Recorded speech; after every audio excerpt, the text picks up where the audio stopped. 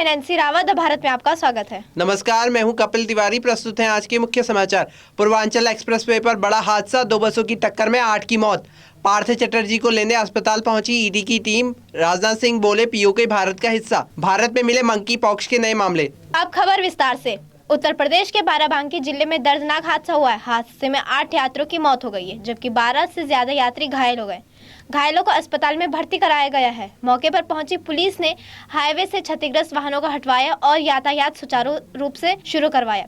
जानकारी के अनुसार पूर्वांचल एक्सप्रेसवे पर सोमवार सुबह में लोनी कटरा थाना इलाके के नरेंद्रपुर मदरहा गांव के पास खड़ी बस में पीछे से आई दूसरी बस जा टकराई। सड़क हादसे में 8 लोगों की मौत हो गई, जबकि 36 से ज्यादा लोग घायल हो गए हैं। मृतकों में 4 लोगों की पहचान हो गई है। करीब आधा दर्जन लोगों की हालत गंभीर है। पूर्वांचल एक्सप्रेसवे में किलोमीटर संख्या 24 के पास लोनी कटरा थाना इलाके से नरेंद्रपुर मदराहा गांव के पास एक्सप्रेसवे के किनारे यमुना ट्रेवल्स की बस पहले खड़ी थी। यहाँ कैंटीन होने के कारण इनमें अधिकतर सवारियां उतरकर नीचे आई थी। करीब 4:30 बजे सीतामढ़ी बिहार से नई दिल्ली जा रही अशोक ट्रेवल्स की वोल्वो बस इस बस से पीछे जा घुसी। तो खबरों में आगे बढ़ते हुए बात करेंगे पश्चिम बंगाल में चल रहे सियासी ड्रामे की। पश्चिम बंगाल के कथित स्कूल भर्ती घोटाले में फंसी पार्थ चटर्जी और उनकी सहयोगी अर्पिता मुखर्जी को लेकर ईडी की जांच का दायरा बढ़ते ही जा रहा है। कोलकाता हाईकोर्ट ने ईडी की मांग मानते हुए पार्थ चटर्जी को इलाज के लिए भुवनेश्वर एम्स ले जाने की इजाजत दे दी है। कोर्ट ने कहा है कि ईडी पार्थ को सोमवार सुबह ही एयर एम्बुलेंस के जरिए एम्स ले जा सकती है। आज सुबह करीब 6 बजे ईडी के अधिकारी कोलकाता के एसएसकेएम अस्पताल पहुंचे, जहां राज्य के उद्योग मंत्री और पूर्व शिक्षा मंत्री पार्थ चटर्जी भर्ती हैं। कोलकाता हाईकोर्ट के निर्देश के अनुसार उन्हें एयर एम्बुलेंस द्वारा एम्स भुवनेश्वर स्थानांतरित कर दिया गया है, जिसके साथ एसएसकेएम अस्पताल के एक डॉक्टर और उनके वकील ले जाने की छूट दी गई है। वहीं दूसरी तरफ देश के रक्षा मंत्री राजनाथ सिंह ने जम्मू में कारगिल विजय दिवस के मौके पर कहा था कि पीओके भारत का हिस्सा है और संसद में इस बारे में सर्वसम्मत प्रस्ताव भी पारित है। उन्होंने कहा कि ये कैसे हो सकता है कि शिव के स्वरूप बाबा अमरनाथ हमारे पास हो, लेकिन शक्ति स्वरूप मां शारदा जी धाम एलओसी के उस पार हो। अब राजनाथ सिंह के इस बयान पर पाकिस्तान को मिर्ची लगी है। पाकिस्तान ने कहा कि जम्मू में हाल ही के कार्यक्रम में भारत के रक्षा मंत्री ने जो टिप्पणी की है वो अनुचित और पूरी तरह से अस्वीकार्य है। पाकिस्तान इसे पूरी तरह से खारिज करता है और कड़ी निंदा करता है। पाकिस्तान ने कहा यह पहली बार नहीं है जब किसी भारतीय राजनेता ने अवैध रूप से अधिकृत जम्मू कश्मीर पर ऐसी टिप्पणी करी है। इस तरह के भड़काऊ बयान IIOJ की वास्तविकता को बदल नहीं सकते। भारत को याद रखने की जरूरत है कि कश्मीर अब अंतर्राष्ट्रीय स्तर पर विवादित मुद्दा है और संयुक्त राष्ट्र के एजेंडे में है। पाकिस्तान हमेशा IIOJ के लोगों को उन्हें आत्मनिर्णय के अधिकार दिलाने में हर संभव मदद करना जारी रखेगा। तो दूसरी ओर आधार कार्ड को वोटर आईडी से लिंक कराना अनिवार्य करने पर अब राजनीति तेज हो गई है। वोटर आईडी को आधार कार्ड से जोड़ने को लेकर किए गए चुनाव कानून संशोधन अधिनियम के खिलाफ कांग्रेस नेता रणदीप सिंह सुरजेवाला ने सुप्रीम कोर्ट में याचिका दायर की है। सुरजेवाला की याचिका पर सुप्रीम कोर्ट आज सुनवाई करेगा। न्यायमूर्ति DY चंद्रचूड़, न्यायमूर्ति SS बोपात्रा की पीठ इस सुनवाई पर राजी हो गई है। कांग्रेस नेता सुरजेवाला ने अपनी याचिका में कहा है कि वोटर कार्ड को आधार कार्ड से लिंक करना नागरिकों की निजता के मौलिक अधिकार का उल्लंघन है और यह एक असंवैधानिक और संविधान के विपरीत है। कांग्रेस का एक तर्क यह भी है कि आधार कार्ड नागरिकता का नहीं बल्कि निवास का प्रमाण है, जबकि वोटर ID कार्ड नागरिकता का अधिकार देता है। वहीं दूसरी तरफ तेलंगाना के कामारेड्डी जिले में विदेश से लौटे एक शख्स में मंकी पॉक्स के लक्षण दिखे हैं। राज्य के स्वास्थ्य अधिकारियों ने रविवार को बताया कि मरीज को हैदराबाद के सरकारी ज्वर अस्पताल में भर्ती कराया गया है। यह शख्स 6 जुलाई को कुवैत से लौटा था और 20 जुलाई को इसे बुखार आया।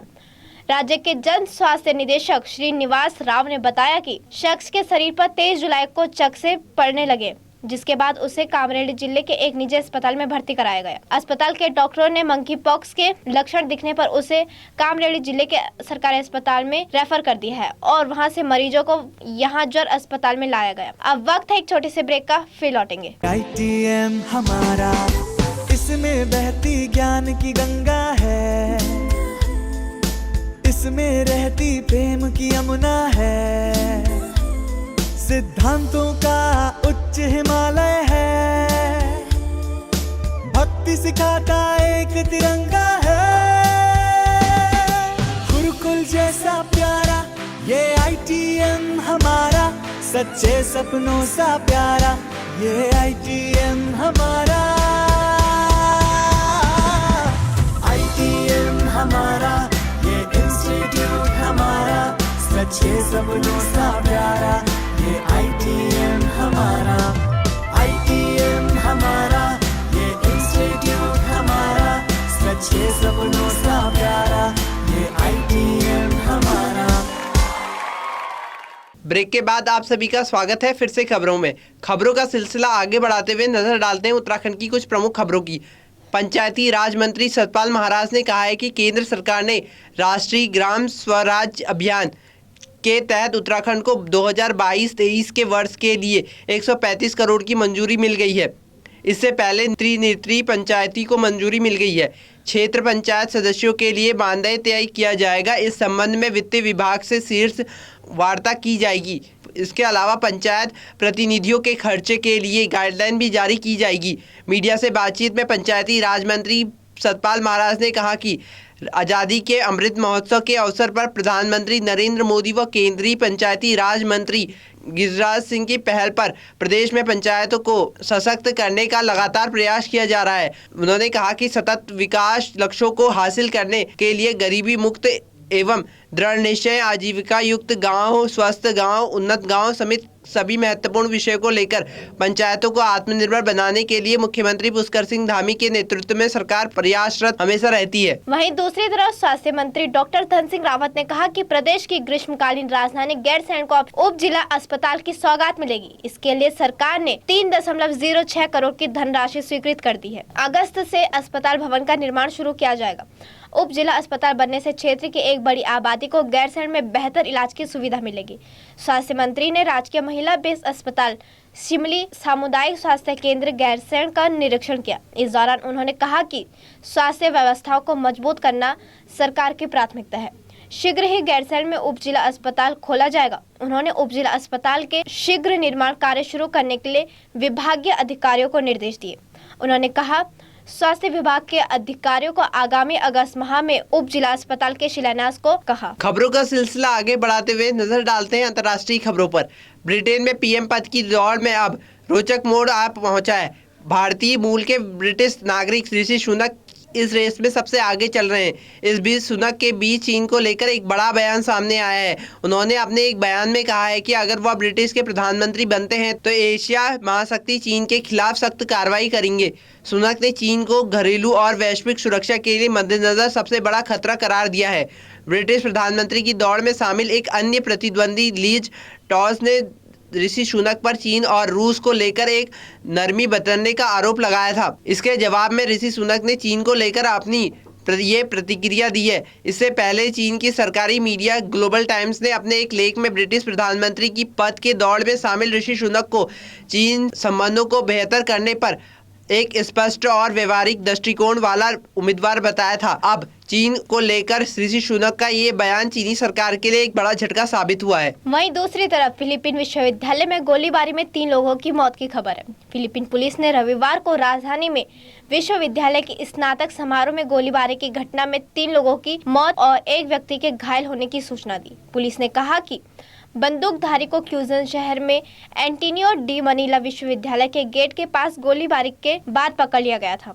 क्यूजन सिटी के पुलिस प्रमुख रेमोस मदीना ने बताया कि आरोपी को पुलिस ने हिरासत में ले लिया है। विश्वविद्यालय को बंद कर दिया गया और स्नातक समारोह रद्द कर दिया गया। अधिकारियों ने कहा कि सुप्रीम कोर्ट ने मुख्य न्यायाधीश अलेक्जेंडर गेसमुंडो इस कार्यक्रम के मुख्य अतिथि थे। वे हमले के समय विश्वविद्यालय जा रहे थे, उन्हें वापस लौटने की सलाह दी गई। खबरों का सिलसिला आगे बढ़ाते हुए नजर डालते हैं खेल जगत पर। वेस्टइंडीज के खिलाफ खेले गए 3 मैचों की सीरीज के दूसरे मुकाबले में भारत की टीमों ने 2 विकेट से शानदार जीत हासिल कर ली है। इसके साथ ही टीम इंडिया ने अब सीरीज में 2-0 से अजय बढ़त बना ली है। टीम के कप्तान शिखर धवन ने इस जीत से बहुत खुश है। इसी के साथ ही शिखर धवन ने टीम इंडिया की जीत का राज खोला है। खबरों में आगे बढ़ते हुए बात करेंगे मायानगरी की। बॉलीवुड फिल्मों का बॉक्स ऑफिस पर जादू नहीं चल पा रहा है।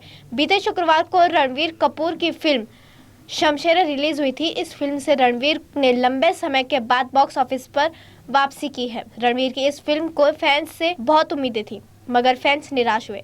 रणवीर के साथ इस शमशेरा में वाणी कपूर और संजय दत्त लीड रोल में नजर आए हैं। फिल्म 2 दिन कुछ खास कमाल नहीं दिखा पाई। अब तीसरे दिन भी शमशेरा कुछ खास कमाल नहीं दिखा पा रही है। वीकेंड पर शमशेरा फ्लॉप ही साबित हो रही है। इसी के साथ आज के समाचार समाप्त हुए। धन्यवाद।